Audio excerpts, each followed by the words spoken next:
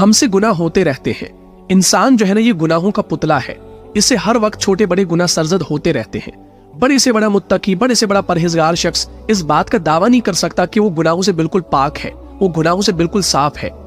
یا اس سے کبھی کسی گناہ کا ارتکاب نہیں ہوا ہے. لیکن ایک مومن اور غیر مومن میں فرق ہے، اور وہ فرق یہ ہے کہ جب مومن کسی گناہ کا مرتکب ہوتا ہے نا، یعنی جب کسی مومن سے کوئی گناہ ہو جاتا ہے تو وہ فوراً اپنے رب کی طرف آتا ہے، فوراً اپنے رب کی طرف پلٹتا ہے اور اس سے بخشش طلب کرتا ہے، اس سے معافی طلب کرتا ہے. قرآن ایسے لوگوں کی صفت بیان کرتا ہے، جیسا کہ سورہ آل عمران کی آیت نمبر 135 کے اندر ہے، اعوذ باللہ من الشیطان الرجیم والذین اذا فعلوا فاحشۃ او ظلموا انفسهم، اور وہ لوگ کہ جب کوئی برا کام کرتے ہیں یا اپنی جانوں پر ظلم کر بیٹھتے ہیں، ذکروا اللہ فاستغفروا لذنوبہم، تو وہ اللہ کو یاد کرتے ہیں اور اپنے گناہوں کی معافی مانگتے ہیں. اور آگے فرمایا وَمَن يَغْفِرُ الذُّنُوبَ إِلَّا اللَّهُ، اور اللہ کے سوا